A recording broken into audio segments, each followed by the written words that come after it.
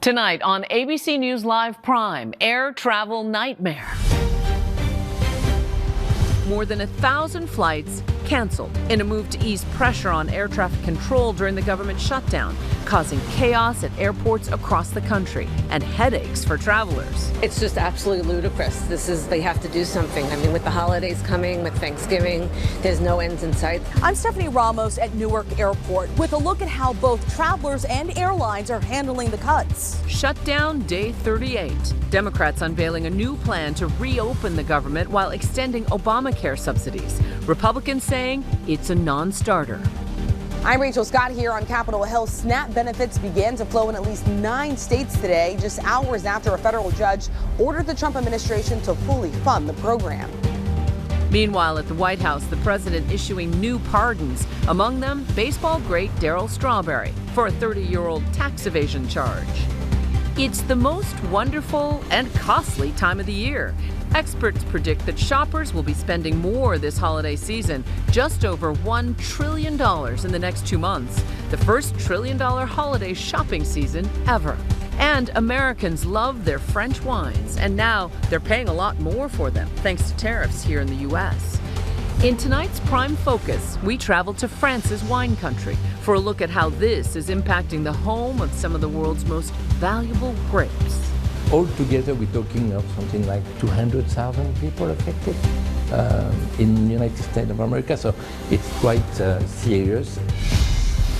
From ABC News World Headquarters in New York, this is Prime with Linsey Davis. And good evening, everyone. I'm Juju Chang. Thanks so much for streaming with us. We begin tonight with the air travel chaos as the shutdown drags on. Delta, United, American, and Southwest among the airlines forced to cancel thousands of flights.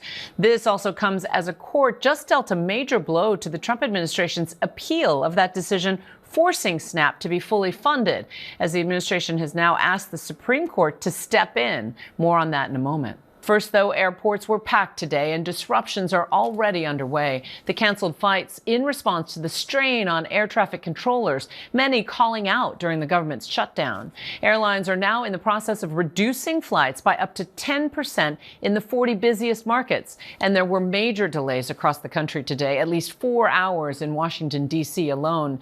Many passengers now racing to rebook flights for this weekend and next week. This comes as air traffic controllers and TSA agents have not been paid in weeks. Transportation Secretary Sean Duffy warning the next step may be to close airspace over parts of the country. ABC's Stephanie Ramos leads us off from Newark International Airport. Tonight, a travel headache for passengers as airlines canceled more than 1,000 flights to ease pressure on the air traffic control system, triggering long lines and nearly 5,000 delays. Total headache, disaster, nightmare. Actually, I'm freaked out because I'm going to miss a flight, and it's a family reunion in Florida, and it will be really horrible. Airlines slashed flights at 40 major airports under an emergency order from the FAA. Those cancellations set to more than double to 10% of daily flights in the coming days. So I had a flight this morning. Karen Soika's flight was rebooked, but she couldn't make it from Newark to JFK in time. Are you ready for this? They rebooked me at a JFK an hour earlier with a 11-hour layover in some place called Port of Spain. Crazy, crazy. President Trump's Transportation Secretary Sean Duffy insists the drastic cuts are needed to relieve pressure as air traffic controllers work without pay and more call out sick. The controller seems more stressed. Those reports from pilots have gone up. There's been an increase in loss of separation. There's safe distances. We keep airplanes apart in the sky. Those numbers have gone up. Tonight, Duffy is defending the decision to cut air traffic. Some people have second-guessed what we've done. We have not politicized the airspace. We've been working incredibly hard to make sure that there's minimal disruption to the best of our ability and still keep it safe. With the holiday rush right around the corner, many passengers are worried air travel will only get worse and just want this shutdown over. It's just absolutely ludicrous. They have to do something. I mean, with the holidays coming, with Thanksgiving, there's no ends in sight. And Stephanie Ramos is with us now from Newark International Airport. And Stephanie, what are travelers' rights if their flights get canceled? Right, Juju. So passengers will be eligible for refunds if their flight is canceled and if they choose not to fly. Major airlines are also waiving change fees for passengers if they're looking to switch that flight. Juju. Stephanie Ramos, thank you.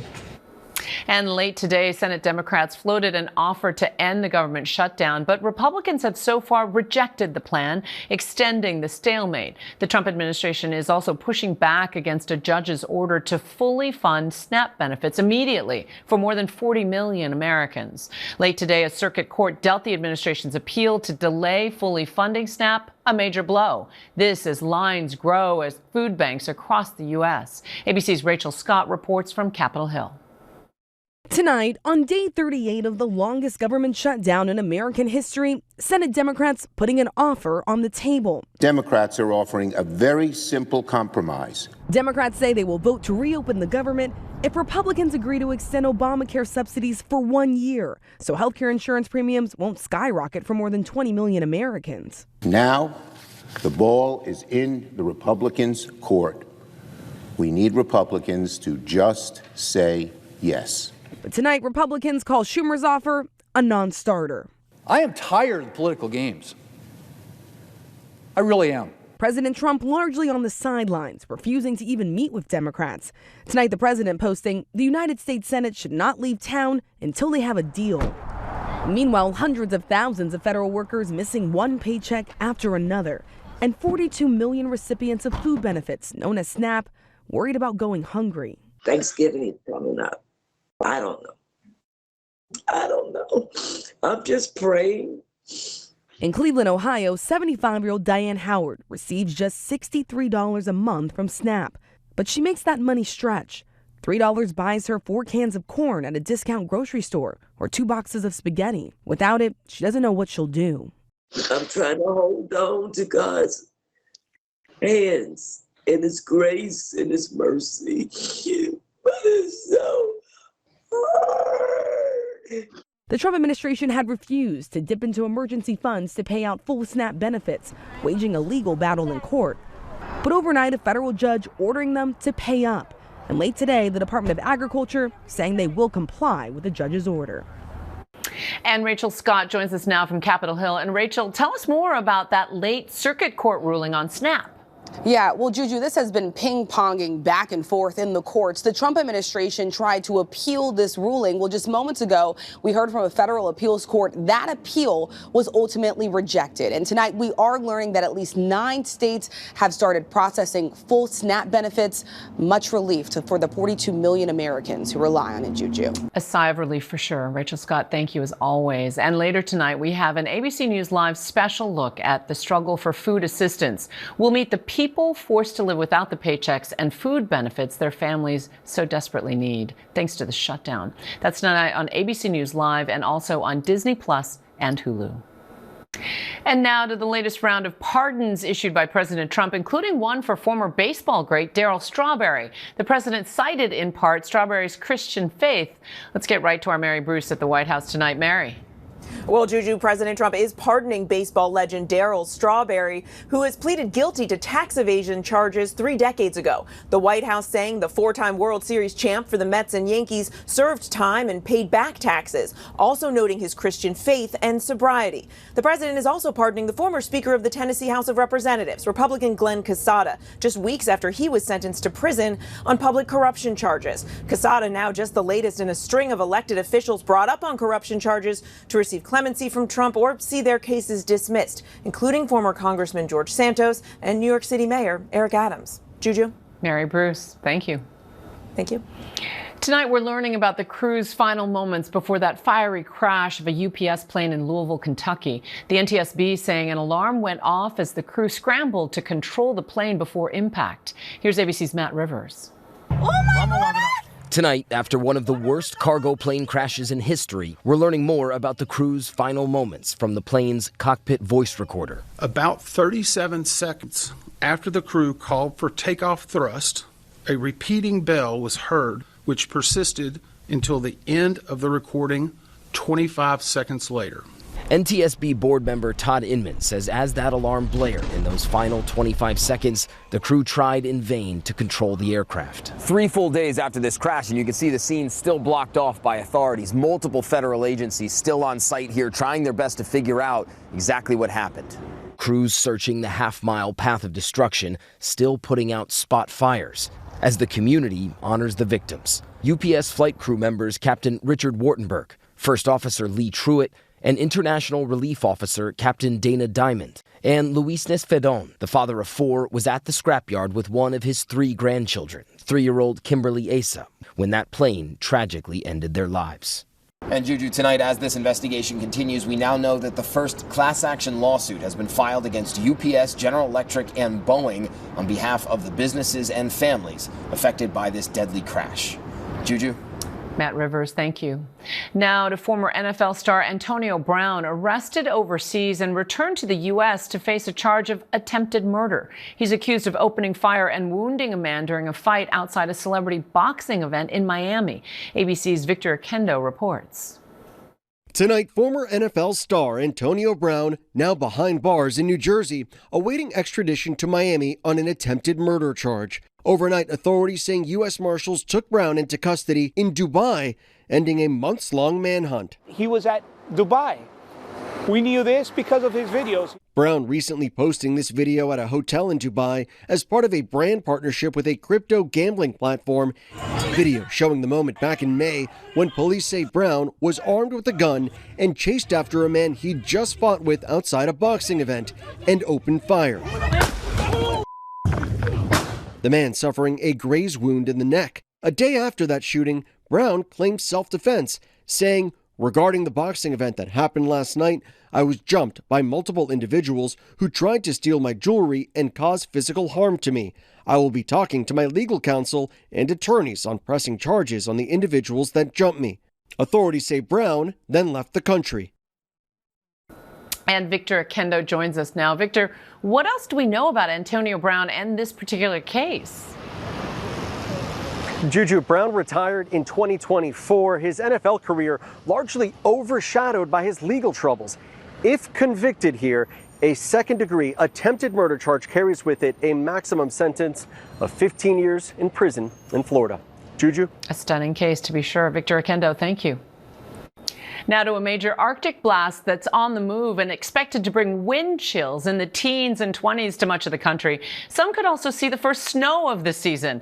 Meteorologist Lee Goldberg of our New York station is tracking it all under the headline, Don't Blame the Messenger. Lee? Absolutely, because this one's going to be a rough kind of weather whiplash as we go into next week. First of all, we have a strong front bringing some rough weather near the Nashville area tonight. There's actually a tornado watch till 10 o'clock, parts of Tennessee, Kentucky, and into Alabama. And that front is bringing some showers into the northeast. But it's all about this winter wake-up call Monday and Tuesday. After a mild weekend in the east, we'll have record lows possible in the deep south by Tuesday morning, Montgomery, Savannah, and Tampa. It'll be in the 20s in Chicago and near freezing cold this morning of the season in New York. You factor in the wind, it'll feel like teens from the Great Lakes into the interior northeast. And look at this, matching wind chills in D.C. and Atlanta at 23 degrees. That's the core of the cold on Tuesday. There's also some snow with this from Sunday into Monday, from Chicago into the Ohio Valley. Could be a few inches of snow. And then when that storm starts moving into the northeast, the winds go over the lakes, and from Buffalo to Syracuse, lake effect snows. That will die down by the time we get into Wednesday as temperatures finally start to moderate. At least this is a quick hitter. Juju? Okay, Lee, we're still exceedingly fond of you. Thank you. And next tonight, to the Trump administration's settlement with Cornell University. The upstate New York school reached a $60 million deal with the administration today to restore more than $250 million of federal funding. According to the agreement, the school will invest $30 million in research programs to benefit U.S. farmers and pay the federal government $30 million over 3 years. It's just the latest, as you know, in a series of schools to cut deals with the federal government. For more, we are joined by ABC News legal contributor James Sample. Thanks for your time, James. Thank you, Juju. Good to be with you. So we're glad to have you, and we want to ask about the federal government, this settlement with Columbia University, also with Cornell, Brown, UPenn, UVA. What stands out to you about this Cornell settlement? Well, as you mentioned, Juju, Cornell is now the fifth major university to settle with the Trump administration, following Columbia, Brown, Penn, and Virginia. And of those five, it is the third of those to agree to a settlement that includes a financial penalty, the combined $60 million that you spelled out. And since January, the administration has taken steps to cut federal funding from as many as a dozen institutions, federal research grants, across the country from coast to coast. And this one really reflects an institution that, while it has a significant endowment, it doesn't have the same endowment that some of its peer institutions have. And the financial strain was real. It was acknowledged by the leadership at Cornell. And they said, in essence, that this is an existential crisis. They basically had almost no choice but to settle from their perspective, especially if they were going to continue as a major research institution. And you're a legal scholar. Some observers have said that, the best legal minds are attached to all these universities. Bottom line, why do you think they settled?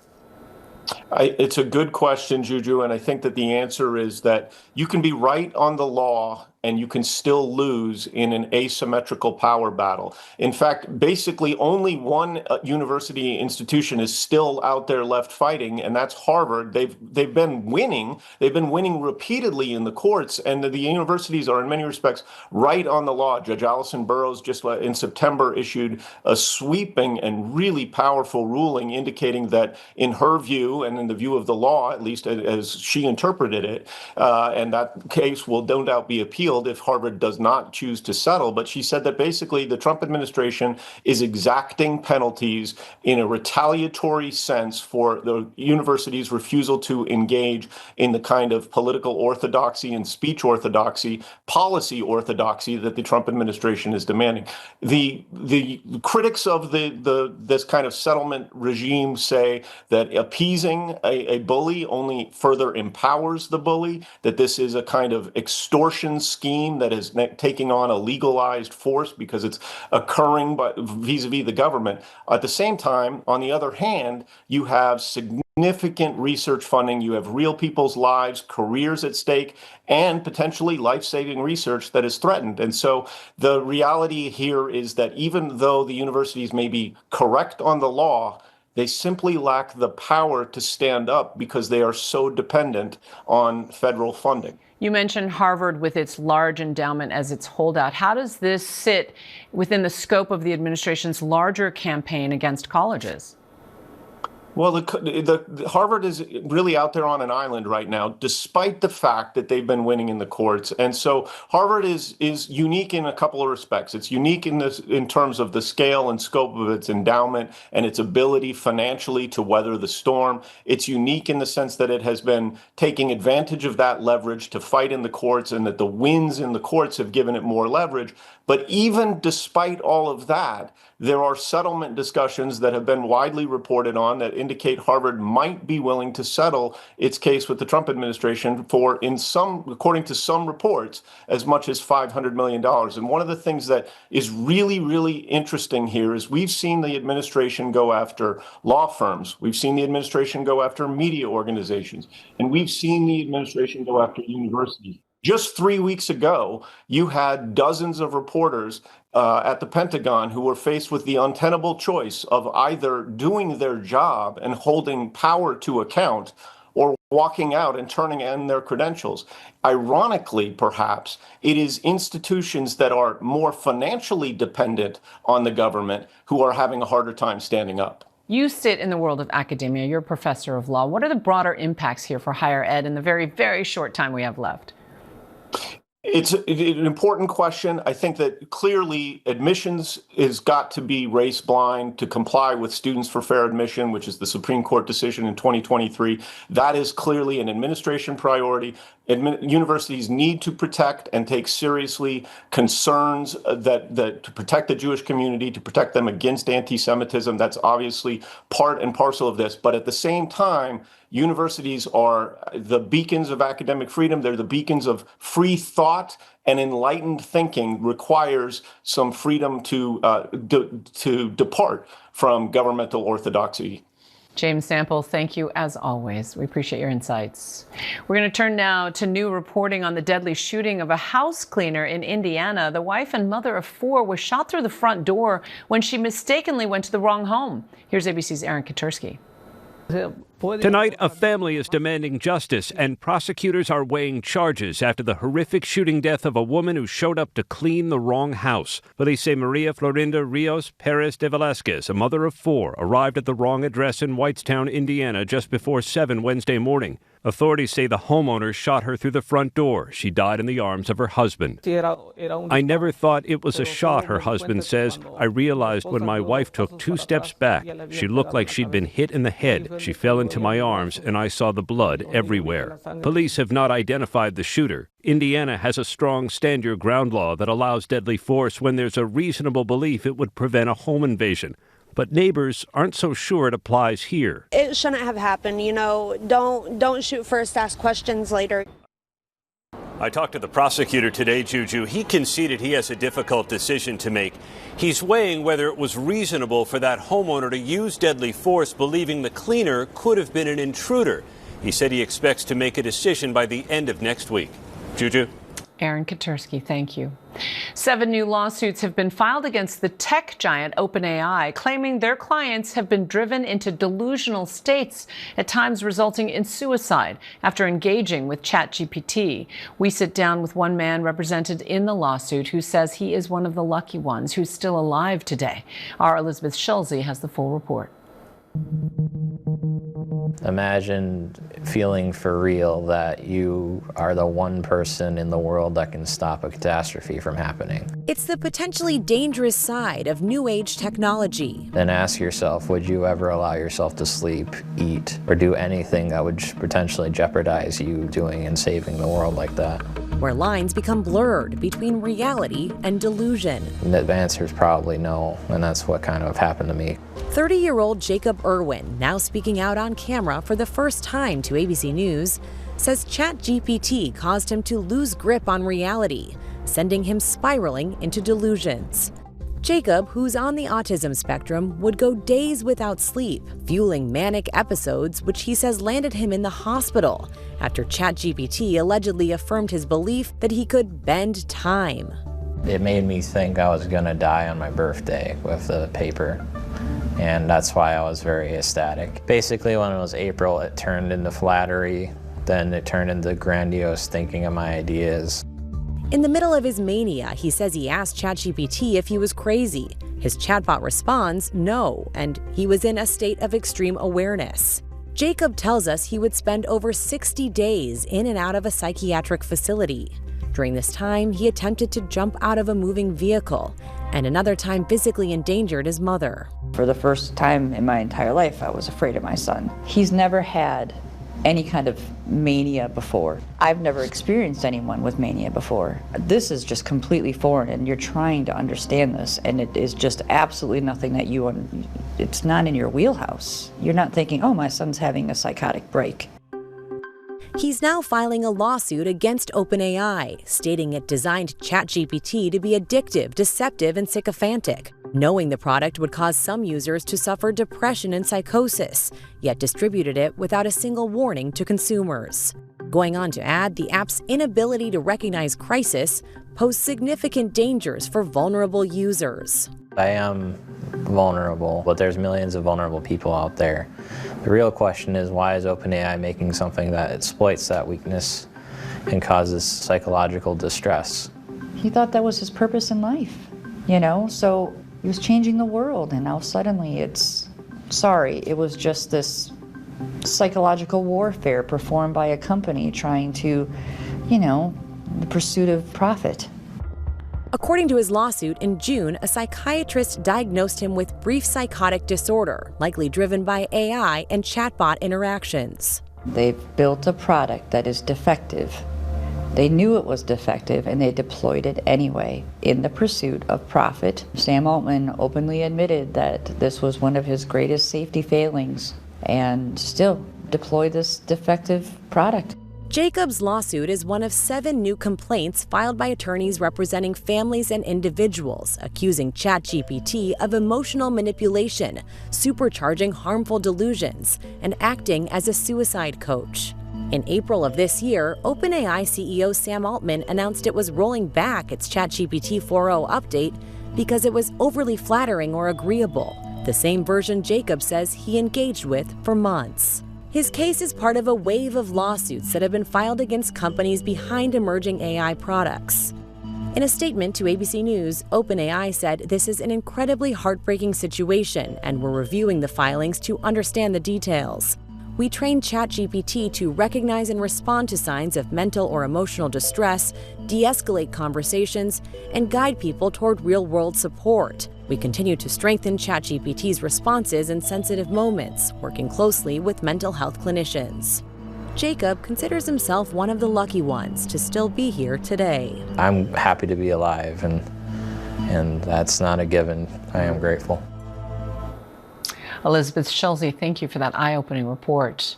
Well, the NCAA has revoked the eligibility of 6 men's college basketball players for allegations of sports betting.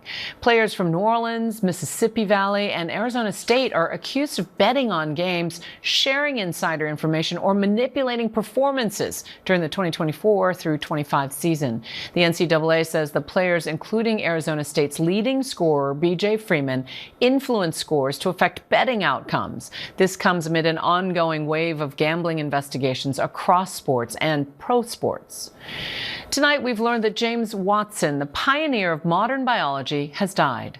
Watson, along with Francis Crick, was one of the scientists who discovered the double helix shape of the DNA molecule. His research was built off the findings from British chemist Rosalind Franklin, who many feel was often not given proper credit. The breakthrough, though, eventually earned Watson and his team a Nobel Prize in 1962. Watson's family revealed he died in hospice care after a brief illness. Watson was 97. Hats off. Coming up, a sailboat rescue, how first responders came to the aid of 5 people on a sinking vessel. And he's accused of violently attacking a man over a parking space, the latest fallout for former NFL quarterback Mark Sanchez. Plus, if you're in a financial bind this holiday season, you're not alone. But how much are people willing to spend this year may surprise you. The holiday shopping outlook next. Welcome back. Consumer sentiment has tumbled close to a record low as the shutdown drags on. That's according to a new report by the University of Michigan, which shows consumer sentiment at a 3-year low, almost the worst ever recorded. The current conditions index dropped nearly 11% from last month, while expectations for the future also slipped. Both measures are down sharply compared to 1 year ago. Well, as more families express concerns about the financial pinch they're feeling these days, experts predict that shoppers will be spending more this holiday season. So with that, let's break down this year's holiday shopping forecast in tonight's By the Numbers. The National Retail Federation expects shoppers will spend just over $1 trillion in the next 2 months, which would be the first trillion-dollar holiday shopping season ever. Surprised? Well, you're not alone. Even the National Retail Federation president said it was somewhat of a surprise. If the forecast is right, it would be at least a 3.7% jump compared to consumer spending last November and December. That's when retailers rung up $976 billion in holiday sales. Spending from now until the end of the year accounts for 19% of annual sales for businesses. And consumer spending this time of year drives roughly 70% of the nation's gross domestic product. This all comes as Bank of America released a separate report this week showing that U.S. consumers are bearing 50 to 70% of U.S. tariff costs. And amidst so much uncertainty over tariffs, the holidays this year also comes as Americans endure the longest government shutdown in U.S. history. Well, it seems like now's the time to bring in retail analyst and financial expert Heather Herzog. Heather, thanks so much for joining us. Thanks for having me. Okay, so how does the National Retail Federation even come up with this $1 trillion estimate when consumer sentiment is so low? Right, I'm going to tell you. So National Retail Federation, of course, they're wonderful. They have great research, but they are a lobbyist group and they're advocating on behalf of retailers. And as we know, consumer spending is an economic indicator. This is one of the indicators that we can tell whether or not the GDP is moving forward or not. So we want to caveat that number, right? So I'm going to put that aside for a second. The real numbers, or what people are saying, other indicators, the Conference Board is saying that consumers are going to spend about 6% less on gifts, 12% less on non-gifts. And then, of course, we have the consumer sentiment number, which is 7% lower, okay? So what is driving that $1 trillion number? It really has to do with the K-shaped economy. So what I mean by that is that the top half of the economy, the top spenders, are the ones that are price agnostic. Prices that fluctuate don't really mean anything to them, or they mean something, but they're able to weather the storm, right? They're financially impervious. Right, to it. Yeah. right. Non-discretionary spending, okay, fine, but discretionary spending, they're in it, right? For the lower half of the K-shape, right, the lower half of the income or lower spenders, they have to think about what they're spending. Non-discretionary is a big deal for them. They really have to think about what they're spending. And discretionary spending, things like trips and extra clothes and fancy clothes, they're not really doing that. So that $1 trillion number is talking about the top half of the economy spending on their credit cards. And so let's talk about the bottom half of that K, because a lot of that tracking of consumer sentiment is at record lows. Right. And so what does that tell you about what's going on out there in the economy? I mean, we are facing crazy headwinds, right? We just saw all of these layoffs happening in the tech sector. We are seeing layoffs not just across tech, but also in different sectors across the country and across each sector here in the United States. But also you are seeing headwinds of price fluctuations, tariffs, we keep talking about that, but also the government shutdown. And I think that's really weighing hard and high on people's minds when they start seeing what the future looks like. We also saw this complete shutdown, for the most part, of travel. With all of these flights getting canceled, I was just talking to someone and they were unsure whether or not they're going to be able to take a trip across country because they don't know if their flight is going to get canceled. So when you take all of those factors into consideration, that is what is weighing heavily on that consumer sentiment. And so given that 70% of GDP happens in this season, what does it say about the economy when consumer sentiment feels so adrift and scary? It means caveat emptor, especially when you're seeing those numbers being reported, right? What we're probably going to see is spending. I don't know if it's going to hit that $1 trillion number. And that's an estimate too. So we don't know if we're going to get there yet. And so are there tips for holiday shopping? Like, what are your secrets? All right. So it seems a little counterintuitive, but I'm telling everyone to shop now, right? Save, but shop now, right? But everyone thinks, wait for the, sales and the discounts. Exactly. No, what's going to end up happening is because of the tariff flip-flopping and also just the waiting for those products to get into stores or into your mailboxes or, the packages, that's going to not only cost you more money if you wait later because shipment is going to cost you more, but also, economics 101, if there's low supply and high demand, the prices of those products are going to go up. So if you wait longer, you risk not getting those products, paying more for them, and then paying more to have them shipped to you. And are there particular types of holiday presents that you would shop for early? Anything that is coming from overseas, so toys that are manufactured in China, or if there's like a pair of boots that you like in Canada or London, get them now because, de minimis may really keep that product from coming in sooner versus later. We saw this happen with Halloween items, right? I think there was that Wall Street Journal article about the K-pop demon hunters and all the parents going crazy. I was one of them, trying to find the costume in time. But we're going to see that. That's going to play out again with holiday toys and spending. Okay, you heard it here first. Heather Herzog's predicting the early shopping bird gets the worm. Yes. Thanks so much for joining us. Absolutely. Thanks for having me. And coming up, the toll of President Trump's tariffs on French wines and the price Americans are having to pay because of them. Plus, Peloton warns customers to stop using bikes immediately after the company's latest recall.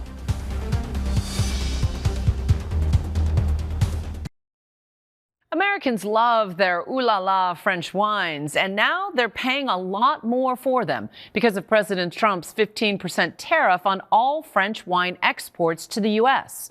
Inez Delicatera reports on how one French vineyard has been affected, not to mention the livelihoods of hundreds of thousands of American importers, distributors, and wine shop employees who must now sell French vintages at a far higher price, or not at all. From the crack of dawn, workers in France's Loire Valley are busy picking grapes. It must be done by hand due to how delicate the berries are.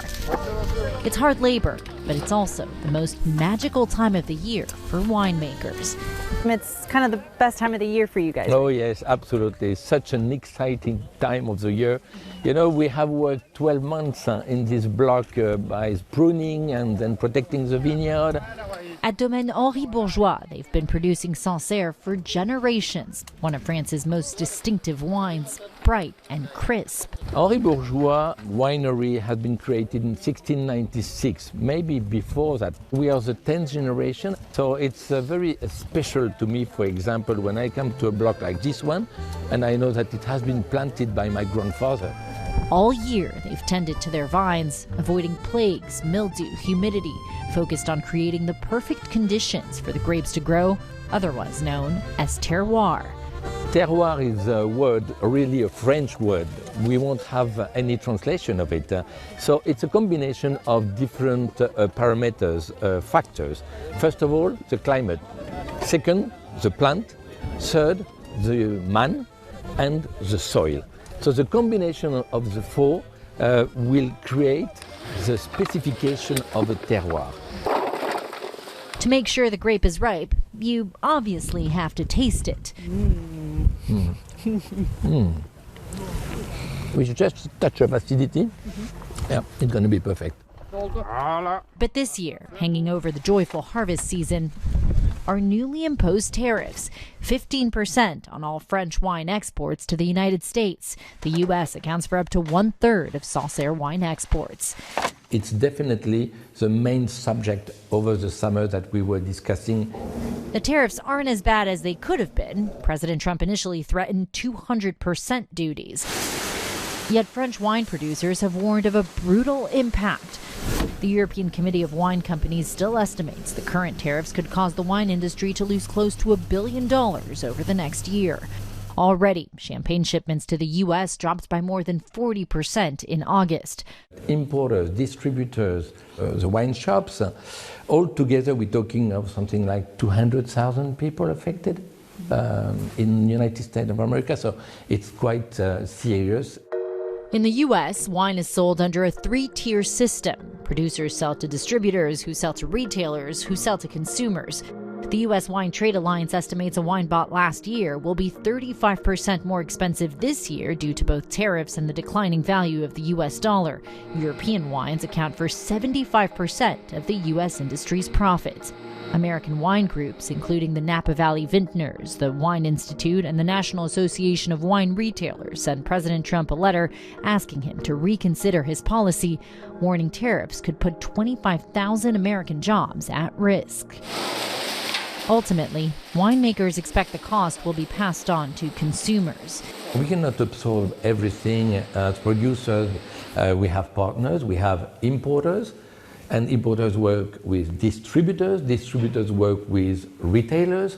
So it's a chain, and maybe everybody can do a little bit of effort to compensate a little bit of it, but we all have inflation, our own costs going up, so it's difficult.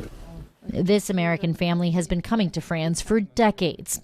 John and Jean Classe say they'll keep buying French wine, no matter the price. We drink only French wines. I'm going to drink French wine even if they're charging it. But it's not as easy for their son Christophe. I mean, I think if it gets too expensive, it's going to be out of reach for a lot of people, and that's very disappointing. French wine producers remain worried about what could be yet to come. We feel a little bit our back against the wall. It's a pity because a lot of people who are nothing to do with this trade war will be concerned, and it might take a bit of time to rebuild. Our thanks to Inez for that report. And coming up, in a new album, British multi-instrumentalist, singer-songwriter Jacob Collier is showcasing a stripped-down version of his genius. Linsey Davis sits down with him. But next, the fast food chain set to soon close hundreds of restaurants across the country.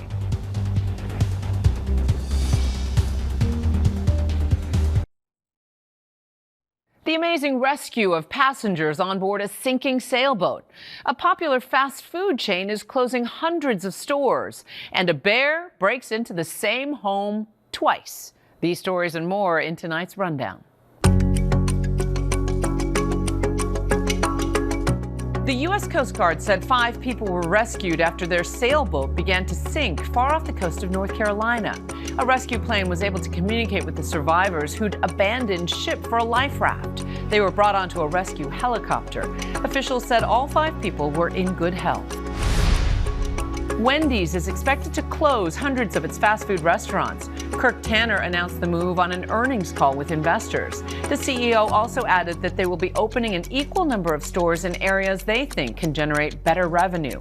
The exact locations of the closures are unknown at this time.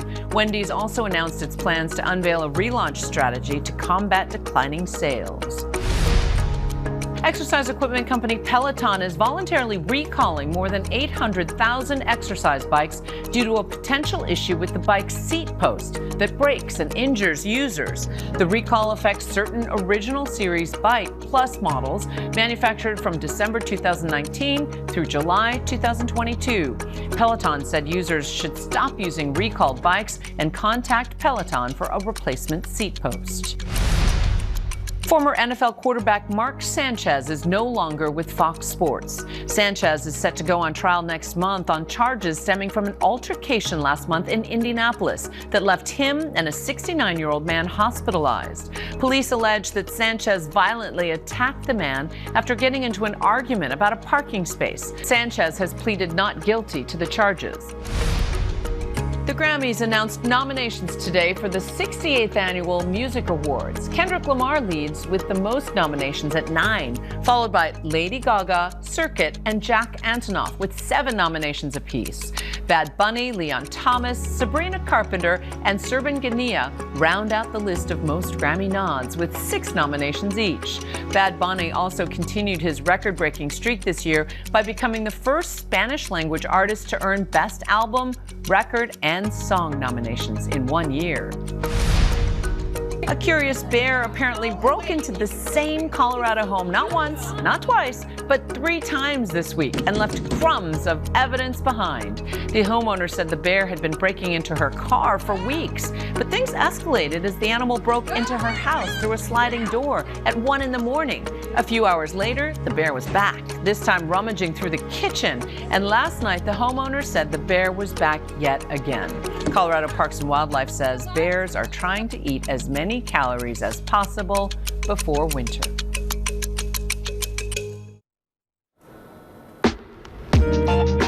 And now to our Prime Playlist Shuffle, where we sit down with artists who are transforming the music industry.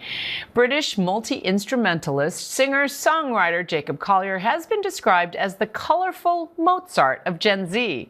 His inventive melding of jazz and R&B has earned him 15 Grammy nominations, including 2 for Best Album, and he's won 7 Grammys for his arrangements. Collier has now unleashed an often unseen, intimate version of himself with his new album, The Light for Days, featuring a stripped-down style, often just him and his guitar. Prime anchor Linsey Davis sat down with Jacob Collier, but first, let's take a listen. When you are close to me, heaven, so take me up into the light I see and shine.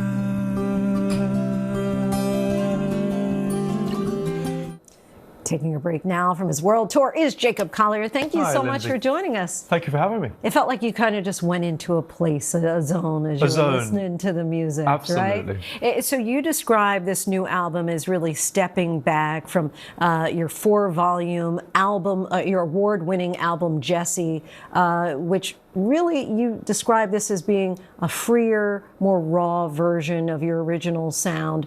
and you produced it all in a week. How did that time frame actually impact the music and the production? So great question. So I'm a proud maximalist overall. I love color, I love sound, I love combination, I love density and layering and things.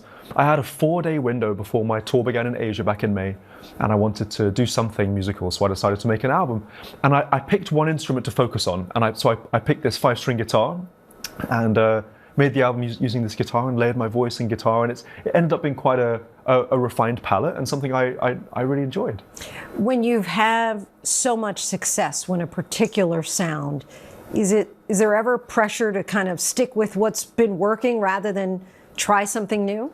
Yes. Well, I think I'm one of the lucky creatures in the music industry who's never really sort of fitted into one particular lane. I've always been quite determined to continuously step over the line. So, you'll catch me write an R&B song, or sometimes a jazz song, or write something for orchestra, or something folky, something choral. And this album actually feels like a really reassuring container, and something that ended up being quite sort of soft and quite calming, and rather scruffy around the edges because of the time frame, which was fun for sure.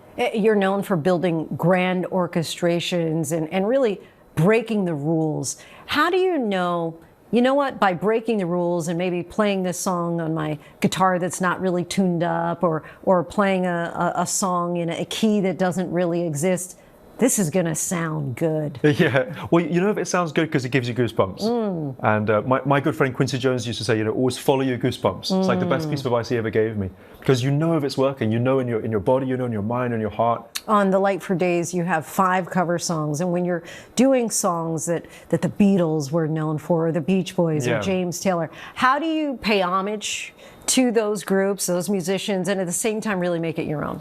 Yeah, I've always found, as an artist, it's so important to play other people's music. I think you can learn so much more from doing that than just writing your own music all the time. I think one informs the other. These songs are such legendary songs that I also didn't feel the need to radically reinvent them. I have radically invented some songs in the past, but these particular ones felt like ones I could just sing my own way, and hopefully they stand as representations of things I care about, and that the songs still shine through. You told our friends at Nightline last year that really your secret sauce is your perspective and how you're able to translate it into sound. How has your perspective changed over the years? Wow. I think a perspective is like an ever-evolving thing. A musician is never complete. You're just constantly iterating on different versions of things you care about, and I care about a lot of things in music. So I think for me, my perspective has kind of stretched open as my mind is open to new stories, new ways of working. I used to work very much alone, and my first album, In My Room, was completely a solitary creation. This new album is also a return to that, but to me, working with not only artists but also orchestras and choirs, and recently I've started to conduct my audience into a choir and recording those people for albums. The album before this one has 100,000 people on it, so there's something about that scale which has completely altered my perspective, and I think it comes down to community and trust. Jacob, thank you so much for coming by and coming on the show. His new album, The Light for Days, is out now. He'll be continuing on his world tour with dates in China, India, Hong Kong, and Australia. Musicians are so cool. Our thanks to Linsey and to Jacob Collier for that conversation. That's our show for this hour. I'm Juju Chang. Stay tuned to ABC News Live for more context and analysis of the day's top stories. Thanks for streaming with us.